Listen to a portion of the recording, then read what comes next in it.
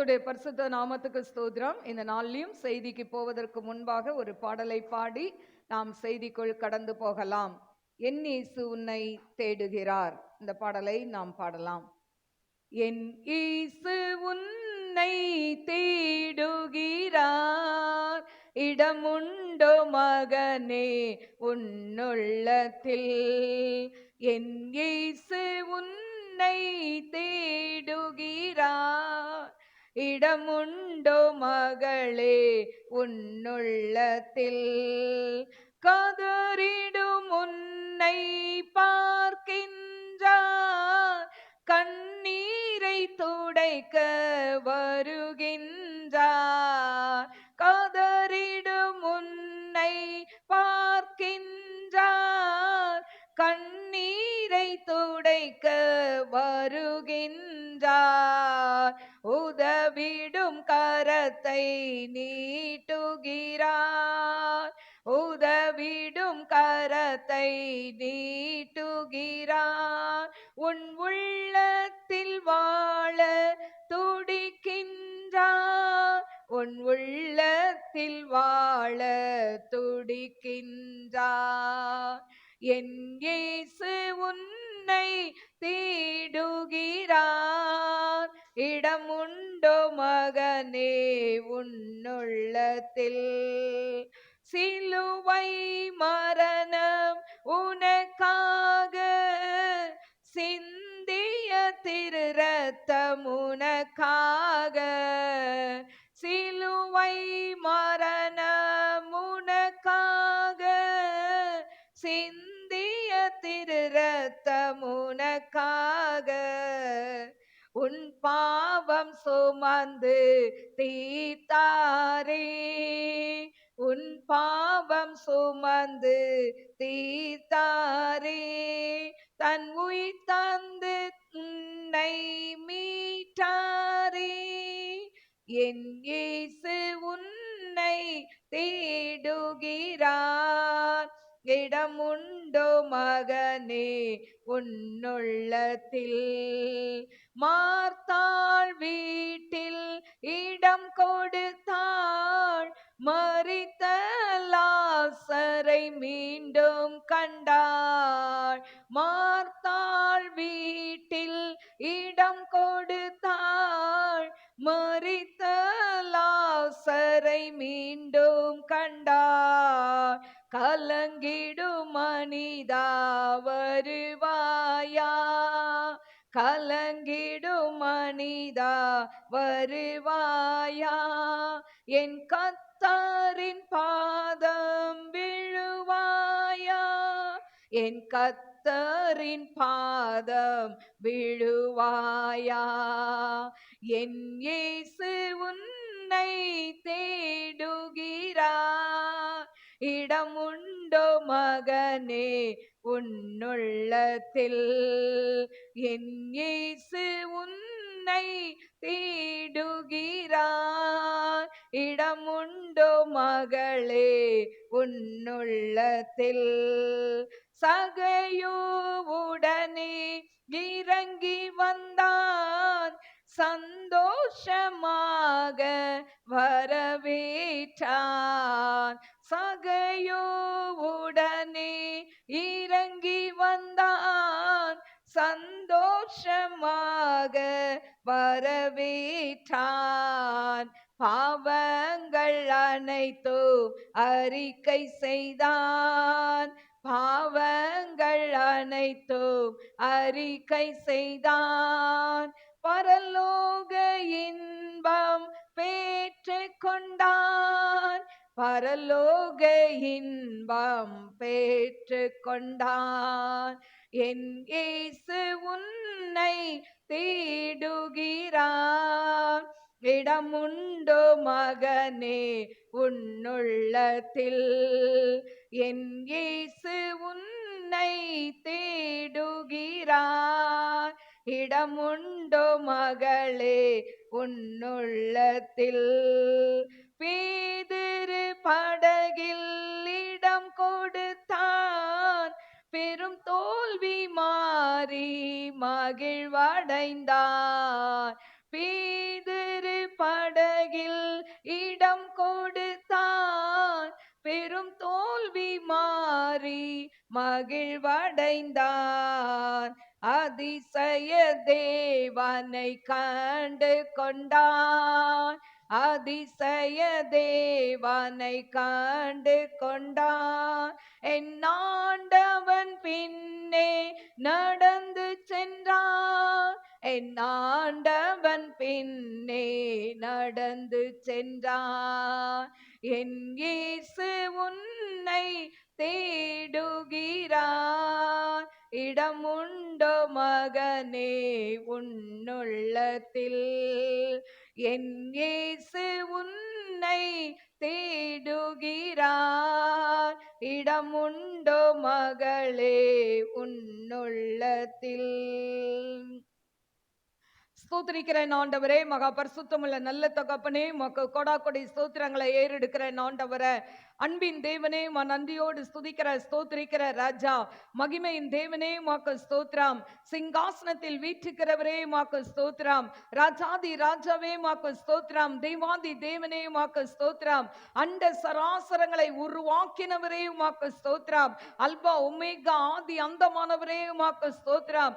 ஆண்டவரே, இந்த செப்டம்பர் மாதம் முழுவதும் எங்களை கண்ணின் மணி போல் காத்து இந்த அக்டோபர் மாதத்துல முதல் தேதியில கொண்டு வந்திருக்கிற உம்முடைய கிருபைக்காய் ஸ்தோத்திரிக்கிறேன் ஆண்டவரே.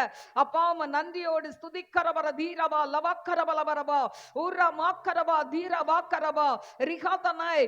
இந்த 9 மாதங்களை எங்களை கண்ணின் மணி போல காத்தீங்களே, 10வது மாதத்துல அடியெடுத்து வைக்கிற உம்முடைய பிள்ளைகளை பிதா குமாரன் பரிசுத்தாவின் நாமத்தினால நான் வாழ்த்தி ஜெபிக்கிறேன். இதை யூடியூப்ல பார்க்கிற பிள்ளைகளை வாழ்த்தி ஜெபிக்கிறேன் ஆண்டவரே. நன்றியோடு ஸ்துதிக்கிறவரவலவரவா உஷபரப லிபரபா கரபா ஊரபா கரபா தீரபா கரபா ரிகாதனாய் கரபா. ஆண்டவரே, உமக்கு நன்றி அப்பா, நன்றி அப்பா, நன்றி அப்பா. இந்த மாதம் எப்படியா இருக்குமோ என்று சொல்லி ஒருவேளை கலங்கி கொண்டு இருக்கலாம். ஓரிபி கவா லக்கர் தீபோலா கன் ஷில்பி ஹோதனாய் கரபா ஊரபா கரபா தீரபா கரபா. நான் உன்னோடு கூட இருக்கிறேன் என்று சொல்கிற தேவன், இந்த அக்டோபர் மாதத்தில் உம்முடைய பிள்ளைகளோடு உம்முடைய கரம் இருக்கணும் ஆண்டவரே. அவங்களுடைய தேவைகள் சந்திக்கப்படணும் ஆண்டவரே. ஓரிபி கவா ரபௌதி யாத்யா ரபா கரபா. இதுவரை கண்ட எகிப்தை இனி அவர்கள் காண்பதில்லை என்று சொன்னது போல ஆண்டவரே, அப்பா ஆண்டவரே, உம்முடைய பிள்ளைகளுக்கு அற்புதத்தை செய்வீராக டாடி. ஐ ஹஸ் அ கான்மி லோதோ லை ரக்கதனாய் கம்ரிபியோ த ரை கரவலவரபா கரபா. நன்றி ஆண்டவரே, நன்றி ஆண்டவரே. திருமணம் ஆகாத பிள்ளைகளுக்கு திருமண காரியங்கள் கைகூடி வரட்டும் ஆண்டவரே. ஏசப்பா, வேலை இல்லாத பிள்ளைகளுக்கு வேலை ஆண்டவரே நீர் கட்டளையிட வேண்டுமாறு ஜெபிக்கிறேன் ஆண்டவரே. வியாதியாய் படுத்த படுக்கையாய் ஆண்டவரே இருக்கிற பிள்ளைகளுடைய வியாதி படுக்கையை மாற்றுவீராக டாடி. இதை யூடியூப் மூலம் பார்க்கிற ஒவ்வொரு பிள்ளைகள் அப்பா, என்னென்ன தேவையோடு இதை பார்த்து கொண்டு இருக்கிறார்களோ அவர்களோடு நீர் இடைப்பட வேண்டுமாறு ஜெபிக்கிறேன். வந்திருக்கிற பிள்ளைகளோடு நீர் இடைப்பட வேண்டுமாறு ஜெபிக்கிறேன் அப்பா. உம்முடைய கரத்துல தாழ்த்துகிறேன். ஒரு மனுஷனுடைய சத்தத்தை அல்லப்பா, தேவ சத்தத்தை பிள்ளைகள் கேட்கட்டும். அடிமை சிலுவை நிழலுக்குள் மறைத்து நீங்க பேசுங்க டாடி. உம்முடைய நாம மகிமைப்படட்டும். இயேசுவின் நாமத்தில் கேட்கிறேன் பிதாவே, ஆமென். கர்த்தருடைய பரிசுத்த நாமத்துக்கு ஸ்தோத்திரம். இந்த நாளிலும் இந்த அக்டோபர் மாதத்துடைய வாக்குத்தத்த வசனம், முதலாவது இந்த வசனத்துடைய தலைப்பு என்ன அப்படின்னு சொன்னா, நீ தேவனால் தெரிந்து கொள்ளப்பட்டவன், நீ தேவனால் தெரிந்து கொள்ளப்பட்டவள். இந்த தலைப்புல தான் இன்னைக்கு நாம் வேதத்தை நாம் தியானிக்க போகிறோம். வாசிப்போம். ஏசாயா 43:1. இப்போதும் யாக்கோபே, உன்னை சிருஷ்டித்தவரும் இஸ்ரவேலை உன்னை உருவாக்கினவருமாகிய கர்த்தர் சொல்லுகிறதாவது, பயப்படாதே, உன்னை மீட்டு கொண்டேன், உன்னை பேர் சொல்லி அழைத்தேன், நீ என்னுடையவன். பயப்படாதே, உன்னை மீட்டு கொண்டேன், உன்னை பேர் சொல்லி அழைத்தேன், நீ என்னுடையவன் என்று சொல்கிறார். என்னுடையவள் என கருமையான தேவ பிள்ளைகளே, இன்றைக்கு வந்திருக்கிற நீங்கள் அனைவரும், யூடியூப்ல பார்க்கிற அனைவரும், நீங்கள் தேவனால் தெரிந்து கொள்ளப்பட்டவர்கள் என்று சொல்லி ஆண்டவர் சொல்கிறதை நாம் பார்க்கிறோம். என கருமையான தேவ பிள்ளைகளே, ஆண்டவர் ஒரு மனிதனை எப்படியெல்லாம் தெரிந்து கொள்கிறார் என்று சொல்லி நாம் வேதத்தின் வாயிலாக பார்க்கலாம். முதலாவது, தாயின் கருவில் தெரிந்து கொள்கிறாராம். ஏசாயா 46:3. யாக்கோபின் சன்னதியாரே, இஸ்ரவேல் சந்ததியில் மீதியாகிய சகல ஜனங்களே, எனக்கு செவி கொடுங்கள். தாயின் வயிற்றில் தோன்றினது முதல் உங்களை ஏந்தி, தாயின் கர்ப்பத்தில் உற்பத்தி ஆனது முதல் உங்களை தாங்கினேன். தாயின் வயிற்றில் தோன்றினது முதல் உங்களை தாங்கி ஏந்தி, தாயின் கர்ப்பத்தில் உற்பத்தி ஆனது முதல் உங்களை தாங்கினேன். பாருங்க, இன்னைக்கு உங்களை என்னையும் ஆண்டவர் தாயின் கருவில தாங்கினபடியினால்தான் இன்றைக்கு இந்த பூமியில நாம் என்ன பண்ணுறோம், வாழ்ந்து கொண்டு இருக்கிறோம். ஹல்லேலூயா. ஏன் சொன்னா, இன்றைக்கு தாயின் கருவிலேயே எத்தனையோ பிள்ளைகள் மரித்து போகிறதை பார்க்கிறோம். ஹல்லேலூயா. தாயின் கருவில இருக்கும் பொழுதே, அதாவது அநேகருக்கு என்ன ஆயிருது, அபார்ஷன் ஆகிறதை நாம் பார்க்கிறோம். இல்லாவிட்டால் அந்த பிள்ளைகள் அதாவது சரியா பிறக்காம இருக்கிறதை பார்க்கிறோம். ஆனால் நீங்களும் நானும் பாக்கியவான்கள். தாயின் கருவில ஆண்டவர் உங்களை என்னையும் அவர் காத்து கொண்டார். ஹல்லேலூயா. எரேமியா 1:5 நாம் வாசிப்போம். எரேமியா 1:5. நான் உன்னை தாயின் வயிற்றில் உருவாக்கும் முன்னே உன்னை அறிந்தேன். நான் உன்னை தாயின் வயிற்றில் உருவாக்கும் முன்னே உன்னை அறிந்தேன். நீ கர்ப்பத்திலிருந்து வெளிப்படும் முன்னே நான் உன்னை பரிசுத்தம் பண்ணி, நீ கர்ப்பத்திலிருந்து வெளிப்படும் முன்னே உன்னை பரிசுத்தம் பண்ணி, உன்னை ஜாதிகளுக்கு தீர்க்கதரிசியாக ஜாதிகளுக்கு தீர்க்கதரிசியாய் கட்டளையிட்டேன் என்று சொன்னார். அல்லேலூயா. இந்த எரேமியாவை தாயின் வயிற்றில இருக்கும் பொழுதே அவனை பரிசுத்தம் பண்ணி அவனை ஒரு தீர்க்கதரிசியாய் என்ன பண்றாராம், தெரிந்து கொண்டார். ஹல்லேலூயா. என கருமையான தேவ பிள்ளைகளே, ஆண்டவர் ஒவ்வொருத்தரையும் ஒவ்வொரு விதமாய் தெரிந்து கொள்கிறதை நாம் பார்க்கிறோம். முதலாவது, நம் எல்லாரையுமே எங்க தெரிந்து கொள்றார், தாயின் கருவில தெரிந்து கொண்டார். இங்க வந்திருக்கிற உங்களை, என்ன யூடியூப்ல பார்க்கிற ஒவ்வொருத்தரையும் தேவன் கருவில இருக்கும் பொழுதே, கருவில உருவாகும் முன்னே ஆண்டவர் என்ன பண்றார், உங்களையும் என்னையும் அவர் தெரிந்து கொண்டார் என்று சொல்லி நாம் பார்க்கிறோம். அடுத்தது, ஆண்டவர் நம்மை எப்படி தெரிந்து கொள்கிறாராம். ஏசாயா 48:10. ஏசாயா 48:10. இதோ உன்னை புடமிட்டேன், இதோ உன்னை புடமிட்டேன், ஆனாலும் வெள்ளியை போல் அல்ல, ஆனாலும் வெள்ளியை போல் அல்ல, உபத்திரவத்தின் குகையிலே உன்னை தெரிந்து கொண்டேன், உபத்திரத்தின் குகையிலே உன்னை தெரிந்து கொண்டேன். இன்னைக்கு உங்களை என்னையும் ஆண்டவர் எதுல தெரிந்து கொண்டாருங்க, உபத்திரத்தின் குகையில் தெரிந்து கொண்டார். ஹல்லேலூயா. முதலாவது, தாயின் வயிற்றில் நம்மை தெரிந்து கொண்டார்.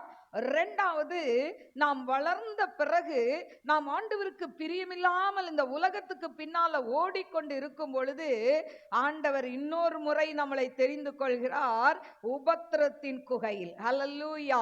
நம் வாழ்க்கை, ஒவ்வொருத்தருடைய வாழ்க்கையில வித்தியாசமான உபத்திரங்கள் கடந்து வந்திருக்கலாம்.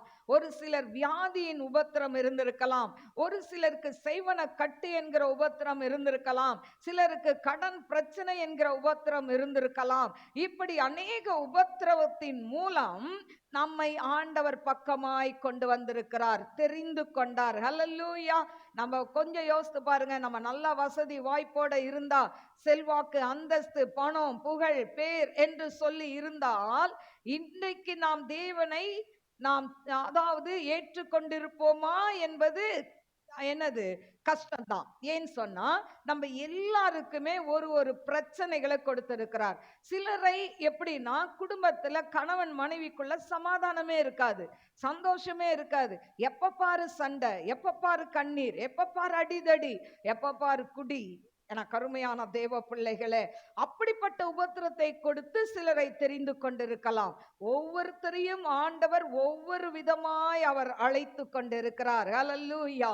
யாக்கோபு 3:1-4 வரைக்கும் ஒருத்தரை ஆண்டவர் தெரிந்து கொண்டார். யாத்ராகமம் 3:1-4. யாத்ராகமம் 3:1-4. மோசே மீதியான் தேசத்து ஆசாரியனாய் இருந்த தன் மாமனாகிய எத்ரோவின் ஆடுகளை மேய்த்து வந்தான். அவன் ஆடுகளை வனாந்தரத்தின் பின்புறத்திலே ஓட்டி தேவ பர்வதமாகிய ஓரேப் மட்டும் வந்தான். அங்கே கர்த்தருடைய தூதனானவர் ஒரு முட்செடி அங்கே கர்த்தருடைய தூதனானவர் ஒரு முட்செடியின் நடுவில் இருந்து உண்டான அக்கினி ஜுவாலையிலே உண்டான நின்று அக்கினி ஜுவாலையிலே நின்று அவனுக்கு தரிசனமானார். தரிசனமானார். அப்பொழுது அவன் உற்று பார்த்தான். அப்பொழுது அவன் உற்று பார்த்தான். முட்செடி அக்கினியால் ஜுவாலித்து முட்செடி அக்கினியால் ஜுவாலித்து எரிந்தும் அது வெந்து போகாமல் அது இருந்தது. வெந்து போகாமல் இருந்தது. அப்பொழுது மோசே, இந்த முட்செடி வெந்து போகாதிருக்கிறது என்ன? வெந்து போகாதிருக்கிறது என்ன? நான் கிட்ட போய் இந்த அற்புத காட்சியை கிட்ட பார்ப்பேன், போய் இந்த அற்புத காட்சியை பார்ப்பேன் என்றான். எனக்கு அருமையான தேவ பிள்ளைகளே, இந்த மோசே ஆடுகளை மேய்த்து கொண்டிருக்கும் பொழுது முட்செடியில் ஆண்டவர் அவனை தெரிந்து கொண்டார். அல்லேலூயா. சங்கீதம் 78 அதிகாரம் 70 வசனம். தம்முடைய தாசனாகிய தாவீதை தெரிந்து கொண்டு ஆட்டு தொழுவங்களில் இருந்து அவனை எடுத்தார். கறவலாடுகளின் பின்னாக திரிந்த அவனை தம்முடைய ஜனமாகிய யாக்கோபையும் தம்முடைய சுதந்திரமாகிய இஸ்ரவேலையும் மேய்ப்பதற்காக அழைத்து கொண்டு வந்தார். இவன் அவர்களை தன் இருதயத்தின் உண்மையின்படியே மேய்த்து தன் கைகளின் திறமையினால் அவர்களை நடத்தினான். அல்லேலூயா. அப்போ தாவீது என்கிற ஒரு நபரை தேவன் எங்கிருந்து தெரிந்து கொண்டாராம்? ஆட்டு தொழுவத்திலிருந்து தெரிந்தெடுத்தாராம். அவனும் ஆடு மேய்த்து கொண்டிருந்தான். அல்லேலூயா. எனக்கு அருமையான தேவ பிள்ளைகளே, அவனை அந்த தெரிந்து கொள்ளும் போது ஆண்டவர் என்ன பண்றாரு? 1 சாமுவேல் 16, 12, 13 அவனை அபிஷேகம் பண்ணினார். அவன் அண்ணன்மார்களிடையில் அவனை தெரிந்து கொண்டார். ஹல்லேலூயா. ஆடு மேய்த்திட்டு இருக்கும் போதே அவனை தெரிந்து கொண்டார். தாயின் கருவிலே அவனை தெரிந்து கொண்டார். அடுத்தது அவங்க அண்ணன்மார்கள்லாம் வந்து அபிஷேகத்துக்காய் நிற்கும் பொழுது அவங்க அண்ணன்மார்களுக்குள்ள ஆண்டவர் தாவீதை தெரிந்து கொண்டார். ஹல்லேலூயா. அடுத்தது யோசுவா 1 அதிகாரம் 1-3. யோசுவா 1:1-3. கர்த்தருடைய தாசனாகிய மோசே மரித்த பின்பு கர்த்தர் மோசேயின் ஊழியக்காரரான நூனின் குமாரன் யோசுவாவை நோக்கி, என் தாசனாகிய மோசே மரித்து போனான். இப்பொழுது நீயும் இந்த ஜனங்கள் எல்லாரும் எழுந்து இந்த யோர்தானை கடந்து இஸ்ரவேல் புத்திரருக்கு நான் கொடுக்கும் தேசத்துக்கு போங்கள். நான் மோசேக்கு சொன்னபடி உங்கள் காலடி மிதிக்கும் எவ்விடத்தையும் உங்களுக்கு கொடுத்தேன். வனாந்தரமும் இந்த லீபோனானும் தொடங்கி 5வது வசனம், நீ உயிரோடு இருக்கும் நாளெல்லாம் ஒருவனும் உனக்கு முன்பாக எதிர்த்து நிற்பதில்லை. நான் மோசேயோடு இருந்தது போல உன்னோடும் இருப்பேன். நான் உன்னை விட்டு விலகுவதும் இல்லை, உன்னை கைவிடுவதும் இல்லை. பலம் கொண்டு திடமனதாயிரு. இந்த ஜனத்தின் பிதாக்களுக்கு நான் கொடுப்பேன் என்று ஆணையிட்ட தேசத்தை நீ இவர்களுக்கு பங்கிடுவாய். அல்லேலூயா. பாருங்க, மோசே என்பவன் மரித்த பின்பு அவன் ஸ்தானத்துல ஆண்டவர் யோசுவாவை தெரிந்து கொண்டார். மோசேயுடைய பிள்ளைங்களை தெரிந்து கொள்ளவில்லை, யோசுவாவை தெரிந்து கொண்டார். ஏன்? இந்த யோசுவா தேவனுடைய சந்நிதியில் அவன் காத்து கடந்தவன். அல்லேலூயா. மோசையோடே கூட இருந்தவன். மோசே மலையில போய் 10 கட்டளையை பெற்றுக்கொள்ளும் பொழுது யோசுவாவும் மலையில, யோசுவா கூடயே அவன், மோசே கூடவே எங்க போனாலும் அவன் கூட இருப்பான். அப்படி கூடவே இருந்ததுனால மோசே ஆண்டவர் எடுத்துக்கொண்ட பிறகு இந்த யோசுவாவை தெரிந்து கொண்டார். ஏன் இவனை தெரிந்து கொண்டார் அப்படின்னு சொன்னா, அவன் மோசே அவன் கோபப்பட்டதுனால கானானுக்குள்ள போக முடியலன்னு நம்ம பார்க்கிறோம். ஆனா அந்த மோசே வழி நடத்தி வந்த யோசுவாவை பார்த்து ஆண்டவர் சொல்றாரு, நான் மோசையோடு இருந்தது போல உன் கூடயும் இருப்பேன்பா. இந்த ஜனங்களுக்கு இந்த கானானை நீ என்ன பண்ணுவ? பங்கிட்டு கொடுப்ப அப்படின்னு சொல்லி அவனை ஆசீர்வதிக்கிறதை நாம் பார்க்கிறோம். எனக்கு அருமையான தேவ பிள்ளைகளே, தேவன் நம்மை தெரிந்து கொள்வதற்கு ஒவ்வொருத்தருக்கும் ஒவ்வொரு நோக்கம் இருக்கிறது. அல்லேலூயா. இன்னைக்கு உங்களை தெரிந்து கொண்டா அதுக்கு ஒரு நோக்கம் உண்டு. என்னை ஆண்டவர் தெரிந்து கொண்டதற்கு ஒரு நோக்கம் உண்டு. அல்லேலூயா. நம் எல்லாரையும் ஆண்டவர் ஒரு நோக்கத்தோட தெரிந்து கொள்கிறதை நாம் பார்க்கலாம். அடுத்தது பாத்தீங்கன்னா நியாயாதிபதிகள் 13:5. நியாயாதிபதிகள், நீ கர்ப்பம் தரித்து ஒரு குமாரனை பெறுவாய். அவன் தலையின் மேல் சவரகன் கத்தி படலாகாது. அந்த பிள்ளை பிறந்தது முதல் தேவனுக்கென்று நசரேயனாய் இருப்பான். அவன் இஸ்ரவேலை பெலிஸ்தியரின் கைக்கு நீங்களாகி ரட்சிக்க தொடங்குவான் என்றார். பாருங்க, ஆண்டவர் இதுல மனோவா சந்ததிக்கு ஒரு வாக்குத்தத்தத்தை கொடுக்கிறதை நாம் பார்க்கிறோம். ஆண்டவர் சொல்றாரு, நான் உன்னைய தெரிந்து கொண்டேன் என்று சொல்லி. யாரை தெரிந்து கொண்டார்? சிம்சோனை தெரிந்து கொண்டார். எதற்காக? பெலிஸ்தர்களை வீழ்த்துவதற்காக. ஹல்லேலூயா. எனக்கு அருமையான தேவ பிள்ளைகளே, அதே போல நெகேமியா 2:8 நெகேமியாவை கர்த்தர் தெரிந்து கொண்டார். எதற்காக? எருசலேம் அலங்கம் கட்டப்படுவதற்காக அவனை தெரிந்து கொண்டார். அதே போல 2 சாமுவேல் 7:12-13 அதாவது வாசிப்போமா? 2 சாமுவேல் 7:12-13. உன் நாட்கள் நிறைவேறி நீ உன் பிதாக்களோட நித்திரை பண்ணும்போது நான் உனக்கு பின்பு உன் கர்ப்ப பிறப்பாகி உன் சந்ததியை எழும்ப பண்ணி அவன் ராஜ்யத்தை நிலைப்படுத்துவேன். அவன் என் நாமத்திற்கென்று ஒரு ஆலயத்தை கட்டுவான். அவன் ராஜ்யபாரம் சிங்காசனத்தை என்றென்றைக்கும் நிலைக்க பண்ணுவேன். பாருங்க, இப்போ ஆண்டவர் இந்த இடத்துல சொல்றாரு, சாலமோனை தெரிந்து கொண்டார். தாவீதுடைய மகன் சாலமோனை ஏன் தெரிந்து கொண்டார்? ஆலயம் கட்டுவதற்காக தெரிந்து கொண்டார். ஹல்லேலூயா. என கருமையான தேவ பிள்ளைகளே, இன்றைக்கு வந்திருக்கிற உங்களை தேவன் தெரிந்து கொண்டிருக்கிறார். ஏன் தெரிந்து கொண்டிருக்கிறார்? எதற்காக உங்களை தெரிந்து கொண்டிருக்கிறார் என்று சொல்லி நாம் பார்ப்போம் என்று சொன்னால், ஆண்டவர் ஒவ்வொருத்தரையும் ஒவ்வொரு விதத்துல நம்மளை தெரிந்து கொண்டிருக்கிறார். ஹல்லேலூயா. யாரையும் ஆண்டவர் சும்மா தெரிந்து கொள்ளல. இன்னைக்கு யூடியூப்ல பார்த்து கொண்டிருக்கிற உங்களையும் ஆண்டவர் தெரிந்து கொண்டார். நீங்கள் தெரிந்து கொள்ளப்பட்ட பாத்திரம். எதற்காக தெரிந்து கொள்ளப்பட்டிருக்கிறார் என்பதை நாம் என்ன பண்ணணும்? நிதானித்து அறிய வேண்டும். ஹல்லேலூயா. நான் பாருங்க, ஒரு ஆர்சி குடும்பத்துல இருந்து விக்கிரக ஆராதனையில இருந்த என்ன ஆண்டவர் என்ன பண்ணாரு? தாயின் கருவில தெரிந்து கொண்டார். உண்மைதான். அடுத்தது ஆண்டவர் என்ன பண்ணாரு? இந்த உலகத்துக்கு பின்னால ஓடிக்கொண்டிருந்த என்ன ஆண்டவர் ஒரு நாள் நிறுத்தி அவரை நோக்கி பார்க்க வைத்தார். எனக்கு அருமையான தேவ பிள்ளைகளே, ஆனா அன்றைக்கு தெரியாது நான் ஊழியம் செய்வேன் என்பது. ஆனால் ஆண்டவரை நான் பிடித்து கொண்டேன். உபத்திரத்தின் குகையில் என்னை தெரிந்து கொண்டார். ஹல்லேலூயா. அப்போ அந்த உபத்திரத்தின் குகையில் தெரிந்து கொண்ட என்னை ஆண்டவர் புடமிட்டு ஆண்டவர் என்ன பண்ணார்? இன்னைக்கு ஊழியத்துல கொண்டு வந்து நிறுத்தி இருக்கிறார். ஹல்லேலூயா. அதே போலதான் நீங்க இங்க வந்திருக்கிற ஒவ்வொருத்தருக்கும் நீங்க நினைக்கலாம், என் வாழ்க்கையில ஏன் போராட்டம், ஏன் பிரச்சனை? ஆண்டவரே, நான் உமக்கு உண்மையா இருக்கிறேனே, ஏன் என் வாழ்க்கையில இன்னும் பிரச்சனை தீரவே இல்லை? இன்னும் பாடுகள் வழியாய் நான் கடந்து போய் கொண்டிருக்கிறேனே, பிரச்சனைகளுக்கு கூடாய் கடந்து போகிறேனே, நான் ஜெபிக்கிற சில காரியங்களுக்கு இன்னும் பதில் இல்லையே என்று சொல்லி நீங்கள் கலங்கி கொண்டிருக்கலாம். ஆனால் ஆண்டவர் உங்களை ஒரு நோக்கத்தோடு தெரிந்து கொண்டு இருக்கிறார். ஹல்லேலூயா. தாவீது ஒரு இடத்துல சொல்லுவான், அந்த யுத்தத்தை பார்க்க போகும்போது, நான் வந்ததற்கு ஒரு முகாந்திரம் இல்லையோ அப்படின்னு கேட்பான் அவங்க அண்ணன் கிட்ட. அதே போலதான் இன்னைக்கு ஆண்டவர் உங்களை தெரிந்து கொண்டதற்கு என்ன உண்டு?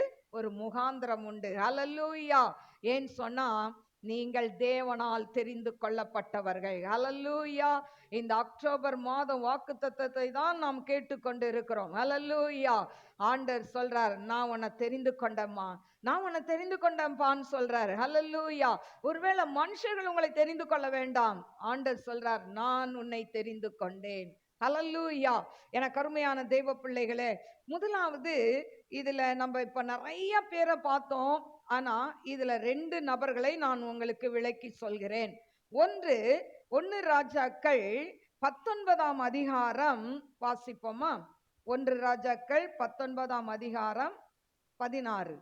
பின்பு நிம்சியின் குமாரனாகிய யெகூவை இஸ்ரவேலின் மேல் ராஜாவாக அபிஷேகம் பண்ணி ஆபேல் மெகோலா ஊரானான சாப்பாத்தின் குமாரனாகிய எலிசாவை உன் ஸ்தானத்திலே தீர்க்கதரிசியாக அபிஷேகம் பண்ணு. பாருங்க, இந்த இடத்துல ஆண்டவர் சொல்றாரு, நிம்சியின் குமாரனாகிய யெகூவை இஸ்ரவேலின் மேல் ராஜாவாக அபிஷேகம் பண்ணி ஆபேல் மெகோலா ஊரானான சாப்பாத்தின் குமாரனாகிய எலிசாவை உன் ஸ்தானத்திலே தீர்க்கதரிசியாக அபிஷேகம் பண்ணு. அப்படின்னா என்ன அர்த்தம்?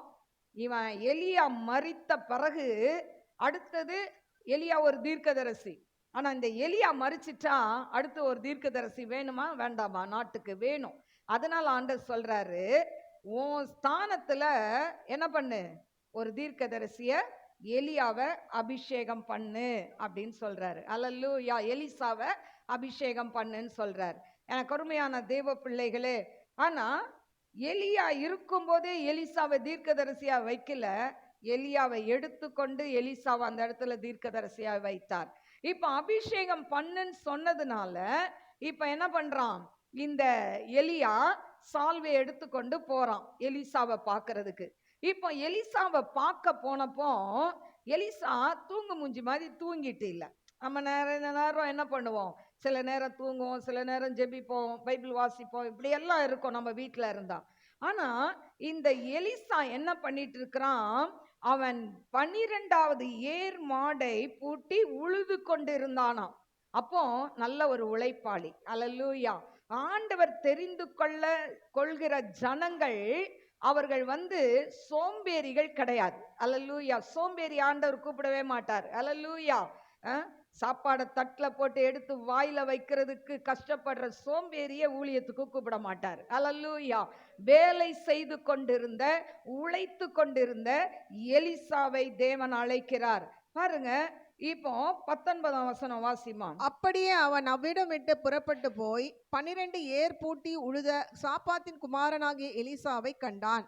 அவன் 12ஆம் ஏரை ஓட்டி கொண்டிருந்தான். எலியா அவன் இருக்கும் இடம் மட்டும் போய் அவன் மேல் தன் சால்வையை போட்டான். இப்போ அவன் ஏர் ஓட்டி கொண்டு இருக்கிறான், உழுது கொண்டு இருக்கிறான். எலியா போறாரு, ஒன்னும் சொல்லல, தான் கையில் இருந்த சால்வையை தூக்கி என்ன பண்ணாரு, எலிசா மேல போட்டுட்டார். அவன் அதாவது 12வது ஏர் மாட்டை பூட்டி ஓட்டி கொண்டு இருக்கிறான். அப்போ கொண்டு போய் என்ன பண்ணிட்டாரு, சாலை கொண்டு போய் தூக்கி எலிசாவை மேல போட்டுட்டார். இப்போ போட்ட உடனே பாருங்க அடுத்தது வாசி. அப்பொழுது அவன் மாடுகளை விட்டு எலியாவின் பிறகே ஓடி, நான் என் தகப்பனையும் என் தாயையும் முத்தம் செய்ய உத்தரவு கொடும், அதற்கு பின் உம்மை பின்தொடர்வேன் என்றான். அதற்கு அவன், போய் திரும்பி வா, நான் உனக்கு செய்ததை நினைத்துக்கொள் என்றான். அதுக்கு பாருங்க, இப்ப இப்படி போட்ட உடனே என்ன ஆகுது, அப்போது அவன் மாடுகளை விட்டு எலியாவின் பின்னால ஓடி வரான். எலியாவின் பிறகு ஓடி வரான். அவனுக்கு தெரியுது சால்வை என்னது, ஒரு அபிஷேகத்தை குறிக்கும் என்று தெரிகிறது. இப்போ ஊழியத்துக்கு ஆண்டவர் அழைக்கிறாருன்னு புரிஞ்சுக்கிட்டான். ஏன்னா அந்த சால்வை, அந்த நாட்கள்ல நிறைய சால்வை இருக்கும். குருடர்களுக்கு ஒரு சால் போடுவாங்க, அது ஒரு கலர். அதே போல குஷ்டரோகிகளுக்கு ஒரு ஷால், அவங்க துணி, அது வேற கலர். அந்த அபிஷேகம், அதாவது தீர்க்கதரிசிகளுக்கு ஒரு ஷால் இருக்கும். இப்ப இந்த ஷாலை கொண்டு எலிசா மேல போட்ட உடனே இவன் புரிஞ்சுக்கிட்டான், ஆண்டவர் என்னை ஊழியத்துக்கு அழைக்கிறார் என்று சொல்லி. உடனே என்ன பண்றான், அந்த ஓட்டிட்டு இருந்த மாடுகளை அப்படியே விட்டுட்டு ஓடி வரான். எலியா பின்னால ஓடி வந்து அவன் சொல்றான், நான் என் தகப்பனையும் தாயையும் முத்தம் செய்ய உத்தரவு கொடும் அப்படின்னு பெர்மிஷன் கேட்கிறான். கேட்டோன்னு அவர் சொல்றாரு, நீ போ, ஆனா நான் செஞ்சதை மறக்காதன்னு சொல்லிட்டு போயிட்டார். அப்பனா என்ன அர்த்தம், என் பின்னால வான்னு சொல்லிட்டு போயிட்டார். இப்போ இவன் என்ன செய்யறான், அடுத்த ஸ்டெப் 21ஆம் வசனம். அப்பொழுது அவன் இவனை விட்டு போய் ஓர் ஏர் மாடுகளை பிடித்து அடித்து ஏரின் மர முட்டுகளால் அவைகளின் இறைச்சியை சமைத்து ஜனங்களுக்கு கொடுத்தான். அவர்கள் சாப்பிட்ட பிற்பாடு அவன் எழுந்து எலியாவுக்கு பின் சென்று அவனுக்கு ஊழியம் செய்தான். இப்போ இதுல பாத்தீங்கன்னா, இப்போ என்ன பண்றாங்கன்னா, இவோர் ஏர் மாடுகளை பிடித்து அடித்து, இப்போ இவன் உழுது கொண்டு இருக்கிற அந்த ஏர் மாட்டை என்ன பண்றாங்க, பிடிச்சு அதை என்ன பண்றாங்க, அடிச்சு அதுல என்ன பண்றாரு, சமைக்கிறார்.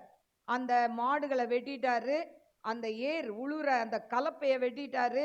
அந்த கலப்பையை என்ன பண்றாரு, விறகா வைத்து அந்த மாடுகளை என்ன பண்றாரு, வெட்டி அதை எல்லாருக்கும் சமைச்சு எல்லாருக்கும் என்ன பண்றாரு, ஆகாரம் சமையல் என்ன பண்றாங்க, விருந்து பண்ணிட்டார். இப்ப அவர் கையில என்ன இல்லை, ஒண்ணுமே கிடையாது, வெறும் எம்டி ஹேண்டு. ஏன்னு சொன்னா உழுறதுக்கு வைத்திருந்த அந்த கலப்பையும் இல்லை, மாடுகளும் இல்லை. என்ன பண்றாங்க, எல்லாத்தையும் விட்டுட்டு இப்ப என்ன பண்ணிட்டு இருக்காங்க, ஒண்ணுமே இல்லாம அவங்க அப்பா அம்மாட்ட சொல்லிட்டு இப்ப எலியா கிட்ட பின்னால வந்துட்டார்.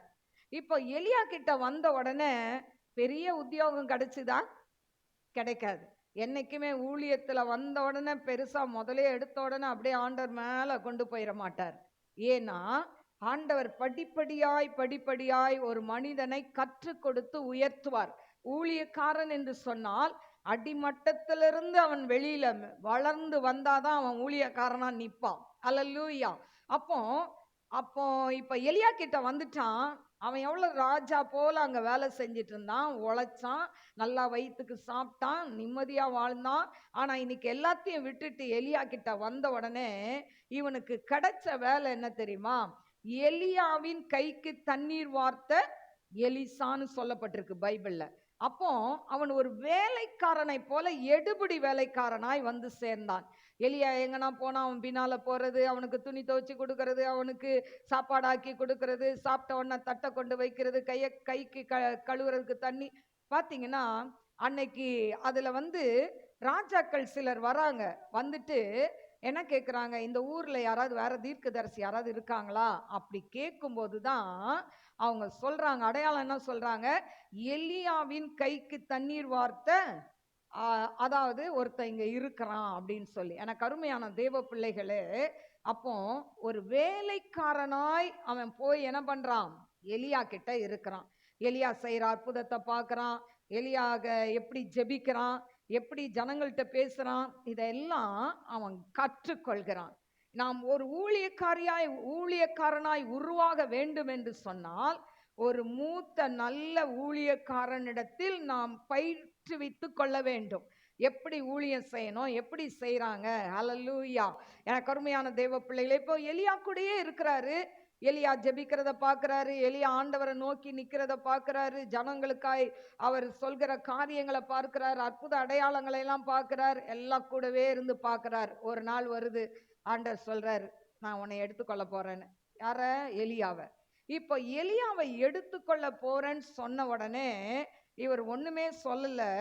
இவர் பாருங்க, அதாவது 2 ராஜாக்கள் 2ஆம் அதிகாரத்துல முதல் வசனம் வாசிமா. கர்த்தர் எலியாவை சுழல் காற்றிலே பரலோகத்துக்கு எடுத்துக்கொள்ள போகிற போது எலியா எலிசாவோட கூட கீழ்காலிலிருந்து புறப்பட்டு போனான். இப்போ பாருங்க, இப்போ எலியாவை எடுத்துக்கொள்ள போறார், சுழல் காற்றுல எடுத்துக்கொள்ள போறார். இப்போ 2 பேரும் கீழ்கால்ல இருந்து புறப்படுறாங்க.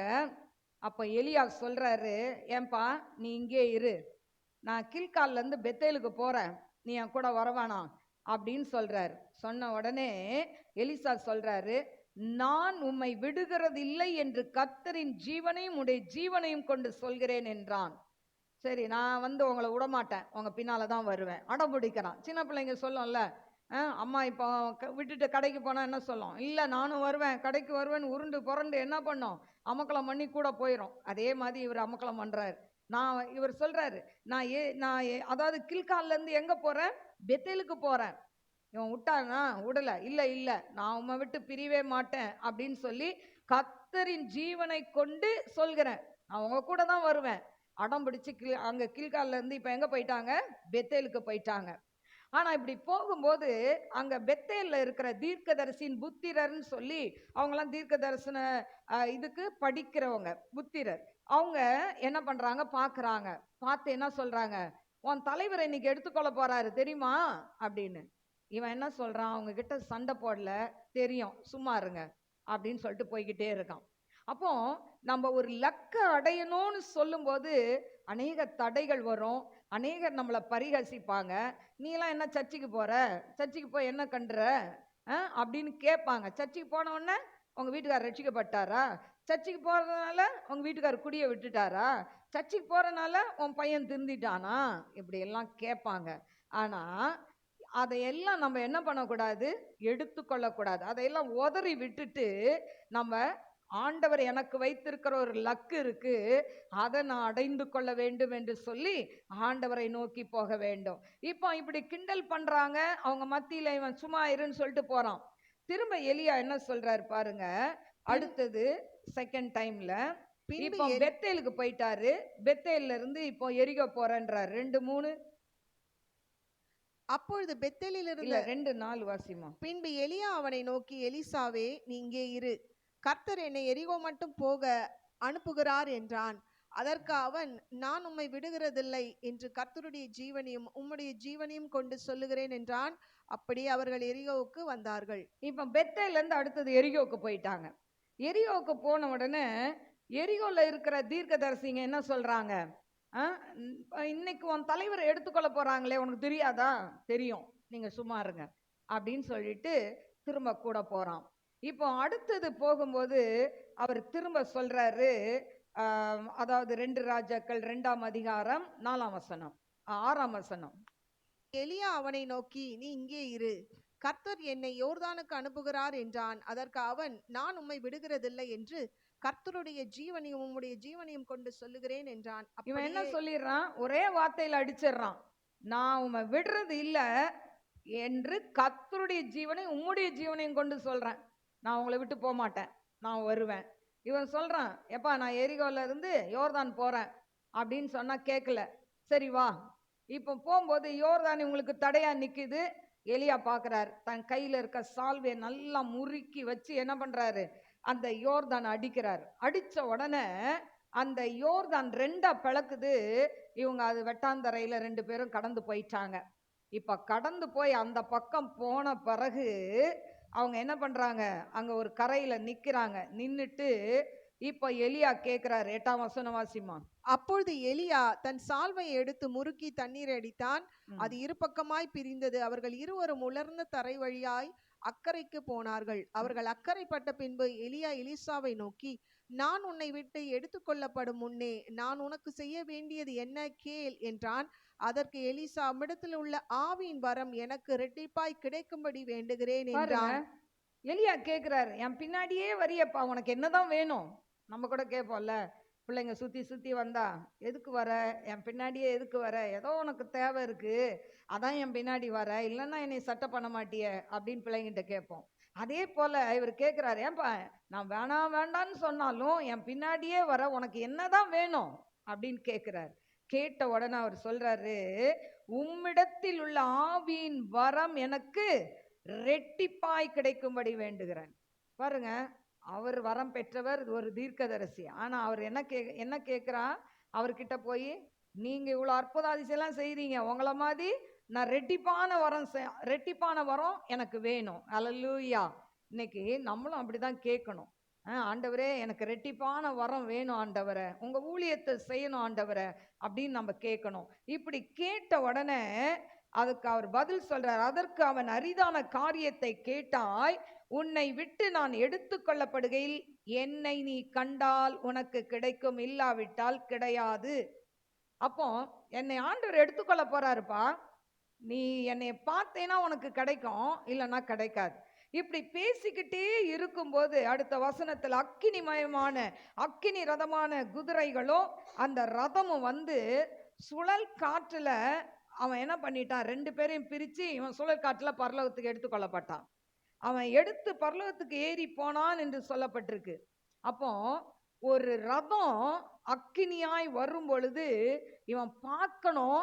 அப்போ சுழல் காற்று, சாதாரண காற்று கிடையாது, சுழல் காற்று வீசி அடிக்குது.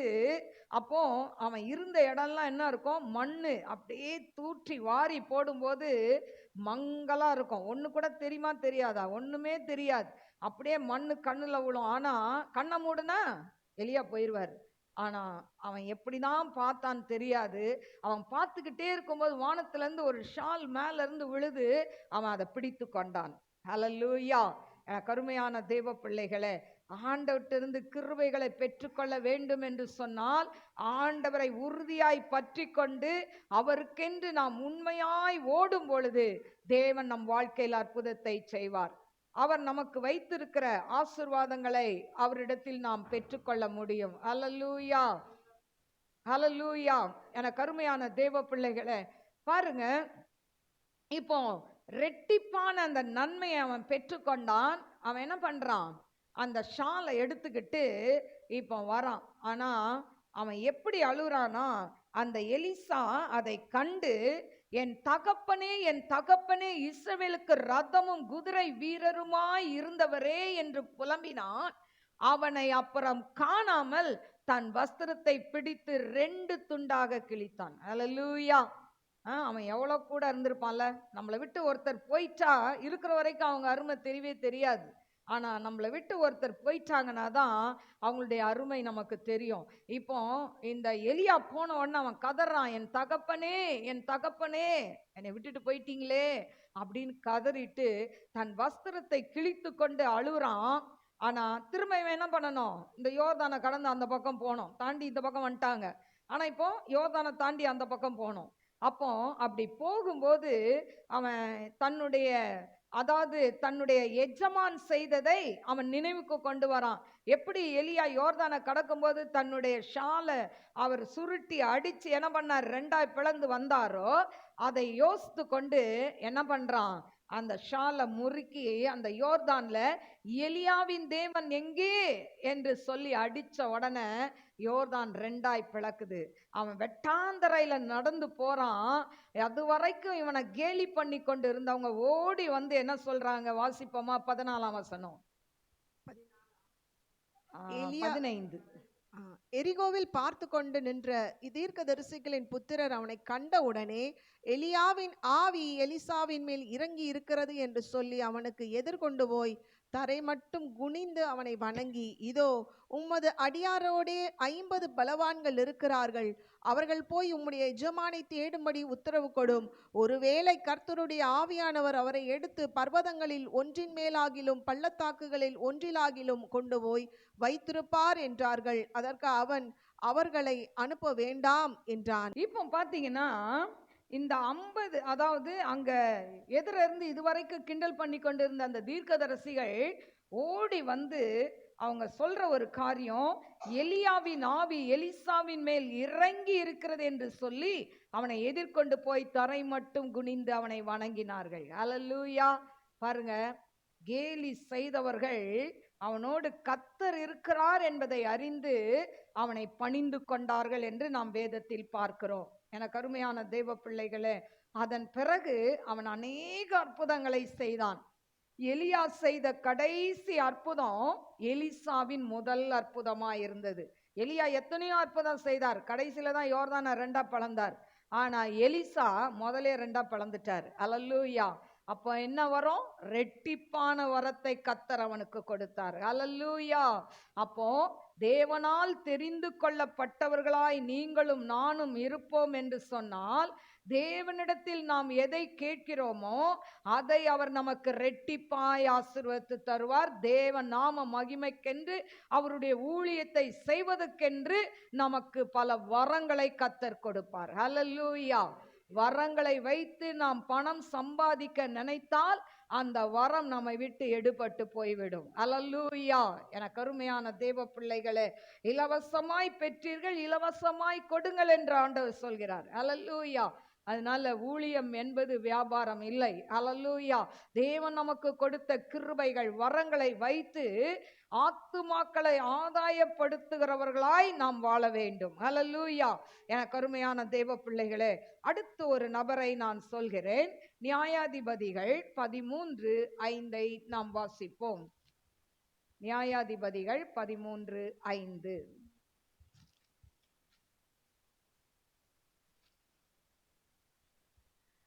நீ கர்ப்பம் தரித்து ஒரு குமாரனை நீ பெறுவாய், கர்ப்பம் தரித்து ஒரு குமாரனை பெறுவாய், அவன் தலையின் மேல் சவரகன் கத்தி படலாகாது, அவன் தலையின் மேல் சவரன் கத்தி படலாகாது, அந்த பிள்ளை பிறந்தது முதல் தேவனுக்கென்று அந்த நசரேயனாய் பிள்ளை இருப்பான். பிறந்தது முதல் தேவனுக்கென்று நசரேயனாய் இருப்பான். அவன் இஸ்ரவேலை பெலிஸ்தியரின் கைக்கு அவன் நீங்களாக்கி இஸ்ரவேலை பெலிஸ்தரின் கைக்கு நீங்களாக்கி ரட்சிக்க ரட்சிக்க தொடங்குவான் தொடங்குவான் என்றார். அல்லேலூயா.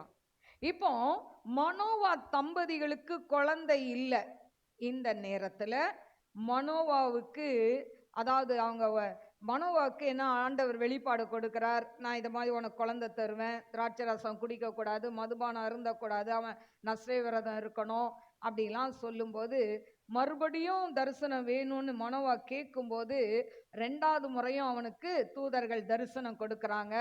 அவங்க சாப்பிட்றதுக்கு பலிபீடத்துல கொண்டு போய் உணவெல்லாம் வைக்கும்போது ஒரு கோல் அதை தொட்டு அந்த இடத்துல ஃபுல்லா பட்சித்து போட்டதுன்னு பைபிள்ல பார்க்கிறோம். இப்படி ஆண்டவர் அடையாளத்தை கொடுத்து அவனுக்கு சிம்சோன்னு பேர் வைக்க சொல்லி அவங்க சிம்சோன்னு பேர் வச்சாங்கன்னு 24ஆம் வசனம் 13:24 சொல்லப்பட்டிருக்கு. அந்த பிள்ளை வளர்ந்தது, கர்த்தர் அவனை ஆசீர்வதித்தார்னு சொல்லப்பட்டிருக்கு. அப்ப சிம்சோனை ஆண்டவர் தெரிந்து கொண்ட நோக்கம் என்ன? பெலிஸ்தரை ரட்சிக்கணும். அதுதான் அந்த 13:5 என்ன சொல்லப்பட்டிருக்கு? இஸ்ரவேலை பெலிஸ்தரின் கைக்கு நீங்களாக்கி ரட்சிக்க தொடங்குவான். அப்போ இந்த சிம்சோன் குழந்தை இல்லாம இருந்த அவங்களுக்கு குழந்தைய கொடுத்து சிம்சோன் பேர் வையின்னு சொல்லி அவனை ஆசீர்வதித்து ஆண்டவர் அவனை பாதுகாத்து அவனை வளர்த்து வந்தார். கருவிலே ஆண்டவர் அவனை கண்டு கொண்டார். ஆனா இவ்வளவும் செய்த அவன் வாலிபனாய் ஆகும் பொழுது தேவனுக்கு பிரியமில்லாமல் போனான். அதுதான் 14ஆம் அதிகாரத்துல பாத்தீங்கன்னா 14ஆம் அதிகாரம் 3ஆம் வசனத்துல, அவள் என் கண்ணுக்கு பிரியமானவள், அவளையே எனக்கு கொள்ள வேண்டும். ஏன்? பெலிஸ்தர் பொண்ணதான் கல்யாணம் பண்ணுவேன்றான். அப்போ அவங்க அம்மா அப்பா சொல்றாங்க, இல்ல இல்ல, அந்த பிள்ளை ரட்சிக்கப்படாத பிள்ளை, அவங்க விருத்த சேதனை இல்லாத ஜனங்கள், ஆண்டவரை அறியாத ஜனங்கள், நமக்கு தேவை இல்லைன்னு சொல்லும் போது, இல்ல இல்ல, அவ என் கண்ணுக்கு ரொம்ப அழகா இருக்கிறா, அவளைதான் கல்யாணம் பண்ணுவேன். இப்படி ஆரம்பித்த அவனுடைய வாழ்க்கை அநேக பாடுகள் உபத்திரங்கள் வழியாய் கடந்து கடந்து போய் கடைசியில் தெளிலால் என்கிற ஒரு வேசியின் மடியில படுத்து தன்னுடைய பலத்தை எல்லாம் அவன் இழந்து போய் கடைசி நிமிஷத்துல கண்ணெல்லாம் பிடுங்கப்பட்டு கையில விலங்கிடப்பட்டு 3000 பேர் கூடி இருக்கிற மண்டபத்துல இவன் ஒரு வேடிக்கை பொருளாய் நிற்கும் பொழுது ஆண்டவர்கிட்ட அவன் கேட்கிறான், ஆண்டவரே இந்த ஒரு விசை எனக்கு பலன் தாங்கன்னு கேட்கிறான். ஆண்டவர் அப்பவும் அவனுக்கு பலனை கொடுத்தார். அவன் என்ன பண்றான்? அந்த தாங்கி இருந்த தூணை அசைத்து அந்த 3000 பேர் கூடி இருந்த அந்த மண்டபத்துல இருந்த ஜனங்களோடு அவனும் மாண்டு போனான் என்று சொல்லி பார்க்கிறோம். எனக்கு அருமையான தேவ பிள்ளைகளே, தேவன் உங்களையும் என்னையும் தெரிந்து கொண்ட நோக்கம் என்ன அப்படின்னு சொன்னா, நாம் அவருக்கு ஊழியம் செய்ய வேண்டும். அல்லேலூயா. நாம் நல்லா அப்படியே நல்லா ஆண்டவரை ஏற்றுக்கொண்ட பிறகு நல்லா வசதியாகி வீடு கட்டி கார் வாங்கி இப்படியெல்லாம் வசதிக்காக மட்டும் ஆண்டவர் நம்மளை தெரிந்து கொள்ளவில்லை. ஏன் அந்த வசதியை கொடுக்கிறார்? இந்த வசதி வாய்ப்புகளை பயன்படுத்தி என் நாமத்தை மற்றவர்களுக்கு சொல் என்று கர்த்தர் சொல்கிறார். நீங்களும் நானும் அதை செய்கிறோமா? யோசித்து பாருங்கள். ஹல்லேலூயா. உங்களை ஆண்டவர் எதுக்காக தெரிந்து கொண்டார்? சொகுசான வாழ்க்கை வாழ்வதற்காகவா? இல்லவே இல்லை. நீங்க எங்க போனாலும் ஆண்டவரை பத்தி 4 பேருக்கு சொல்லணும். கர்த்தர் நல்லவர், என் வாழ்க்கையில இவ்வளோ கஷ்டப்பட்டேன், இவ்வளோ பிரச்சனை இருந்தது, ஆண்டவர்கிட்ட போனேன், எனக்கு அற்புதம் செய்தார், அதிசயம் செய்தார். ஆண்டவர் செய்த சின்ன காரியமா இருந்தாலும் மற்றவர்களுக்கு நீங்க சொல்லும் போது தேவன் நாமம் மகிமைப்படும். அதற்காக தான் உங்களையும் என்னையும் அவர் தெரிந்து கொண்டார். அல்லேலூயா. யாருக்குமே சொல்லணும்னா உங்க பிள்ளைங்களுக்கு சொல்லுங்க. ஐயோ, நான் இப்படி கஷ்டப்பட்டேன், இப்படிலாம் வளர்ந்தேன், இப்படிதான் இருந்தேன், ஆண்டவர் இன்னைக்கு என்னை தெரிந்து கொண்டார், நீ ஒழுங்கா இரு, நாளைக்கு ஒன்னா ஆண்டவர் தெரிந்து கொள்வார்னு சொல்லி பிள்ளைங்களுக்கு சொல்லுங்க. அல்லேலூயா. அப்போ இந்த மாதம் வாக்குத்தத்தம் என்ன? நீ தேவனால் தெரிந்து கொள்ளப்பட்டவன், தேவனால் தெரிந்து கொள்ளப்பட்டவள். அதுதான் இந்த மாசத்துடைய அதாவது வாக்குத்தத்தத்தின் தலைப்பு. வாக்குத்தத்தம் என்ன? ஏசாயா 43:1 தான் இந்த அக்டோபர் மாதத்துடைய வாக்குத்தத்தம். இன்னைக்கு இதுல நம்ம ஒரு சிறு பகுதியை பார்த்திருக்கிறோம். இதனுடைய அடுத்த பகுதி 5ஆம் தேதி சண்டே மார்னிங் காலையில இந்த அடுத்த பார்ட் 2, இதனுடைய 2வது பாகம் அன்றைக்கு பிரசங்கம் பண்ணப்படும். எனக்கு அருமையான தேவ பிள்ளைகளே, இந்த நாள்ல வந்து நீங்க கர்த்தரால் ஆசீர்வதிக்கப்பட்டவர்கள். யூடியூப்ல பார்த்து கொண்டிருக்கிற ஒவ்வொருத்தரையும் தேவன் தெரிந்து கொண்ட பாத்திரம். எதற்காக உங்களை தெரிந்து கொண்டார் என்பதை நினைத்து ஆண்டவரை துதித்து ஆண்டவருக்கு ஊழியம் செய்யுங்க. ஒருவன் எனக்கு ஊழியம் செய்தால் நான் அவனை கனப்படுத்துவேன் என்று கர்த்தர் சொல்கிறார். உங்களை கனப்படுத்துவார். கண்களை மூடி நாம் செபிப்போம். ஸ்தோத்திரிக்கிறேன் ஆண்டவரே. மகா பரிசுத்தமுள்ள நல்ல தகப்பனே, உமக்கு கொடா கொடி ஸ்தோத்திரங்களை ஏறெடுக்கிறேன் அப்பா. நந்தியோடு ஸ்துதிக்கரபரபலபரபா ஷபரபலபரபா. இந்த அக்டோபர் மாதம் 1ஆம் தேதி ஆண்டவரே, இந்த ஆண்டவரே வார்த்தையை கேட்டு கொண்டிருக்கிற ஒவ்வொரு பிள்ளைகளும் ஆண்டவரே நீர் தெரிந்து கொள்ளப்பட்ட பிள்ளைகளாப்பா. ஒருவேளை ஊழியம் செய்து இன்னைக்கு ஊழியம் செய்ய முடியாம முடங்கி கிடந்தாலும், எந்த இடத்துல அவர்கள் விழுந்து கிடக்கிறார்களோ அந்த இடத்துல அவர்களை மறுபடி தூக்கி நிறுத்துங்க ஆண்டவரே. ஓ ரபா லபா கபா ரபோ தியா ரபா கரபா ஓ ரபா கரபா. என் மகனே, என் மகளே, நீ எந்த இடத்துல விழுந்தாயோ அந்த இடத்துல இருந்து எழும்பு என்று கர்த்தர் சொல்கிறார். தூசியை உதறிவிட்டு எழும்பு. ரிபா கபோலா ரிபி கரபா. நீ என்னுடையவன், நான் உன்னை தெரிந்து கொண்டேன், நீ என்னுடையவன், நீ என்னுடையவள் என்று கர்த்தர் சொல்கிறார். ரிபா கபோலா ரிபி கரபா. உன்னை கொண்டு கர்த்தர் பெரிய காரியங்களை செய்ய திட்டம் வைத்திருக்கிறார். நீயோ உலகத்துக்கு பின்னால சிம்சோனை போல அலைந்து கொண்டிருக்கிறாயே. ரியா தோலை கன் ஷப்லியோத ரை கரபா ஓ ரபா கரபா. எந்த பாவத்தில் நீ விழுந்து கிடக்கிறாயோ அதிலிருந்து வெளியில வா. ரைபா லாரா தீரா பா கரபா. கர்த்தர் உன்னை கொண்டு செய்ய நினைத்ததை அவர் செய்ய அவர் வல்லவராயிருக்கிறார். இன்றைக்கு உன்னை சரி செய்து கொள், உன்னை சரி செய்து கொள். ஆண்டவரோடு ஒப்புரவாகு. கர்த்தர் உன்னை கொண்டு பெரிய காரியங்களை செய்வார். ரிபாரா தீபாரபா கரபா. நன்றி ஆண்டவரே. அப்பா தகப்பனே, இந்த நாட்கள்ல ஊழியம் செய்து பின்மாற்றத்துக்குள்ள கடந்து போயிருக்கிற ஒவ்வொரு பிள்ளைகளையும் கண்ணோக்கி பாருங்க ஆண்டவரே. மறுபடி அவர்களை ஊழியத்துல வல்லமையா எடுத்து பயன்படுத்துங்கப்பா. எந்த இடத்துல விழுந்தாங்களோ அந்த இடத்துல இருந்து அவங்கள தூக்கி நிறுத்துங்க டாடி. ஆண்டவரே, இந்த அக்டோபர் மாதம் உம்முடைய பிள்ளைகளை ஆசீர்வதிங்க ஏசப்பா. அவங்களுடைய எல்லா தேவைகளை சந்திங்க ஏசப்பா. ஆண்டவரே, உம்முடைய நாமத்தை மகிமைப்படுத்துங்க. வீண் விரயங்கள், பண விரயங்கள் குடும்பத்துல வரவே கூடாது ஆண்டவரே. உம்முடைய நாமம் ஒன்றே மகிமைப்படட்டும். ஆவியானதாமே பெரிய காரியங்களை செய்யுங்க. உடைய அன்பின் கரத்துல தாழ்த்தி ஒப்பு கொடுக்கிறேன். இயேசுவின் நாமத்தில் கேட்கிறேன் பிதாவே, ஆமென். God bless you. God bless you.